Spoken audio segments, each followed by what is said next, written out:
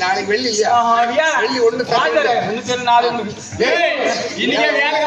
வெள்ளி ரெண்டு சனி மூணு சனி போனா குஞ்சு குஞ்சு காட்டணும். ஆமா ஞாயிற்றுக்கிழமை மறந்துடும் எடுத்துடுறாரு பிளாஸ்டிக் இங்க அடிக்க அடிக்க விழுது.